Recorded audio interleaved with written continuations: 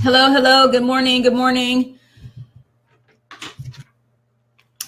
You know what? I think I forgot to. Oh, well, technology. Okay, so first of all, welcome to the show. If you are watching this recording, make sure you hashtag replay so that I know where you were here. I really do appreciate my replay viewers. And I also upload these onto YouTube. So if you're watching on YouTube, thank you very much. Make sure you subscribe. And you can skip ahead to about the 2-minute mark to get to the content. So while you're jumping on, first of all, let me make sure that I have sound. And then we're going to go from there. Good morning, Audrey. All right, there we go. Let me share this out in a few of my favorite places, and then we're going to get going. I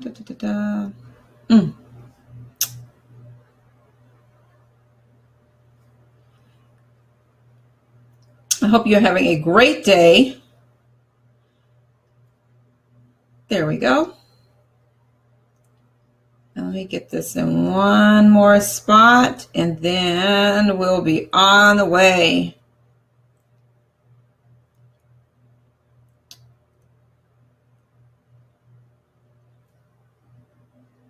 Okay, awesome.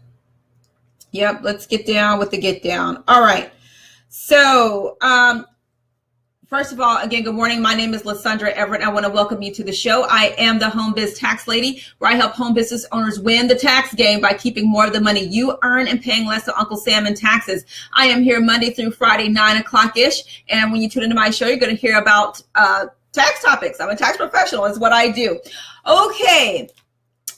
So today's question. Good morning, Michael. Good morning.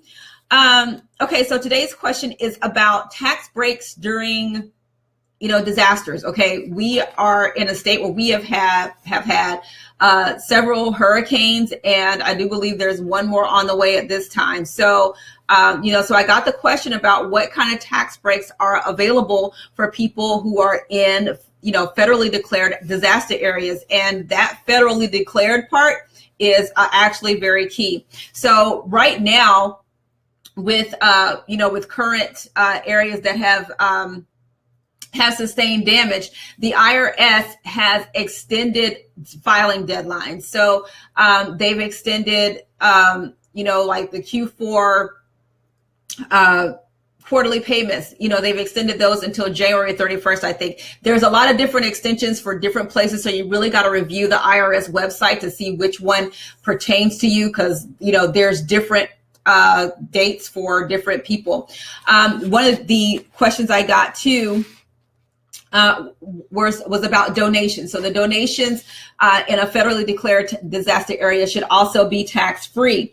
And penalties and interest will generally be waived as long as you meet the new specified deadlines. Okay. Now, one of the concerns, and then I'll get to the other stuff. One of the concerns, especially for business owners in these disaster areas, is about records. Okay. Records, documentation can be completely lost during these natural disasters, hurricanes, computers lost, all of this stuff. So then the question becomes, well, how do I file my taxes? You can actually, reconstruct them to the best of your knowledge, with it, because the IRS, they know who's in a disaster area and who's not, right?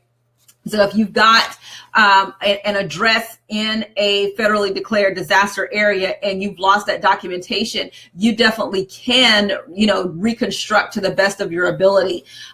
So this is why cloud is sexy. All right. Can I say that?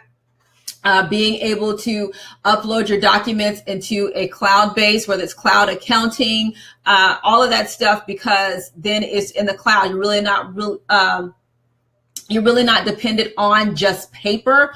So, I highly recommend that you have some sort of cloud accounting for your business so that that reconstruction process is not so difficult. But if you don't, then you can go back and try to reconstruct those in disaster areas. Okay. All right. Good morning to everybody that just joined in. All right. So let's talk about the usual stuff when it comes down to disaster areas. All right. So first of all, you can claim a casualty loss. And a casualty loss is something that happens that you're not expecting, like a hurricane, earthquake, tornadoes, that kind of thing. It can be fire, accidents, vandalism, that kind of thing. But now what you're not going to get, reimbursed for is the wear and tear. All right. So if you think and to explain that, look at it this way. Let's just say you've got a 1958 Chevy something or other that's probably worth, maybe $500. I don't know. Right. But you can't go claim a loss for a new car. All right. You're talking about the wear and tear on that. You can't go claiming all of this, new car amount. Right. It's really the wear and tear and all that. I hope that makes sense. All right. So if your property is insured, then you've got to file that claim as timely as possible. Right. And anything that's reimbursed by your insurance, you're not going to be able to take a deduction. So if you are covered by insurance and your insurance covers a whole thing, then there's really no tax benefit for you. Okay. Now, if you do have losses that are not covered by your insurance, one of the cool things that you can do is, and you have to be eligible, and you have to, basically check all of your eligibility requirements, but you can claim the loss either in the year that the disaster happened, so 2017, or you may be able to amend a prior year's taxes and perhaps produce a refund. Okay. So that's one of those loop-it-swoop-it things. Not a loop-it-swoop-it thing, but it's not something that's commonly known. So, so nuts and bolts is that, there are certain requirements that you have to meet, but if you're eligible for that, then you really have to make a decision if it's going to be more advantageous for you to go back and amend the prior year's tax return or to claim it on this year's tax return. Okay. Now, there's the $100 rule. Can I tell you how many times I got this problem wrong? Before I took my enrolled agent exam, the darn $100 rule. All right. So let me read this to you. It says, after you've figured your casualty loss, you must reduce that loss by $100. All right. So can I tell you how many times I got that wrong on the exam? Good morning, Adon. Hey, fabulous credit lady. If you need your credit fixed, go see Adon. All right. Fabulous lady. All right. Now, the other thing is that you also have to reduce your reimbursement by the 10% of your adjusted gross income. So you can get reimbursed, but you're going to deduct $100, and you're also going to deduct 10% of your adjusted gross income.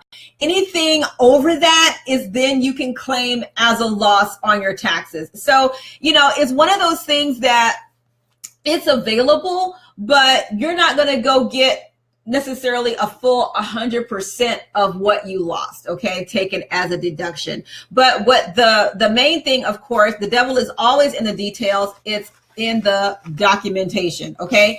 And you cannot claim the loss of future income. So if you have a business that you've lost and you saying, okay, well, my future earnings were $2 million, you can't go claim that, all right? It's what you have right now, all right?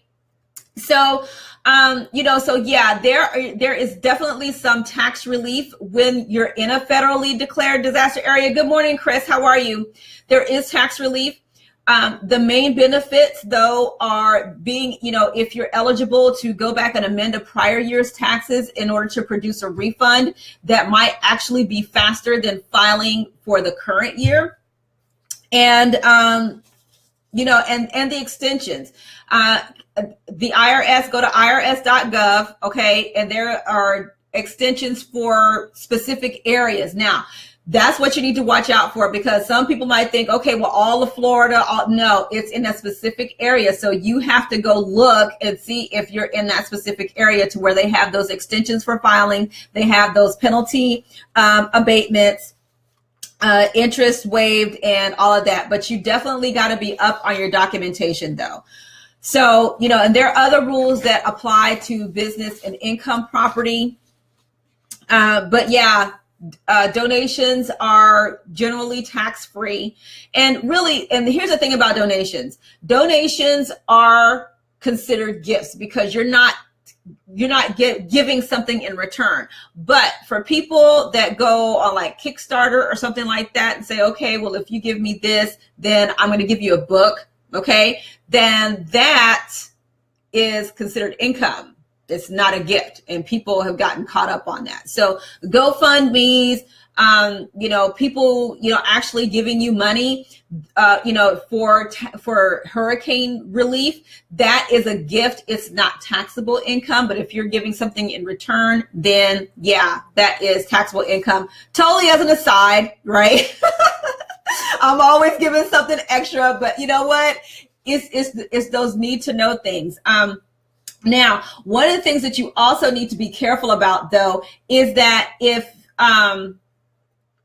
there's the whole, gift return thing. People ask me when it comes down to these donations and everything, it's like they've heard about gift returns, like who has to file a gift return. The gift return is for the giver, not necessarily the receiver. So you don't have to worry about that, really. Especially when it comes down to these disasters, because, our government, although they can seem that way, are not totally heartless, but they still got laws to abide by. Okay. That's what it boils down to. So, for people that are in those areas, gosh, my heart goes out to you. There's really nothing to say, guys, is that we have to, be willing to reach out and help those people. We need to be able to reach out and help our neighbors, even the smallest little bit helps. And for those who are donating, let me say this too, since we're talking about this hurricane relief and all that. Okay. So if you are donating to a specific person, so if I go and write, Sonia a check in Texas, if I write her a check, that's not tax deductible. I have to give it to a qualified organization like a church or, a Salvation Army or Goodwill and something like that. So if you give to an organization, that is tax deductible. If you're giving it to a person, that is not tax deductible. So just definitely want to clear that up as well. Okay. So, that's all I got to say about that. All right, listen, guys, I got to run. Have a fantastic day. I will be back on later. I got a lot of stuff going on. I got to go to the shop, y'all. I'm not excited about that, but it is what it is. All right, guys, you guys have a fantastic day. I'll see y'all next time. Bye.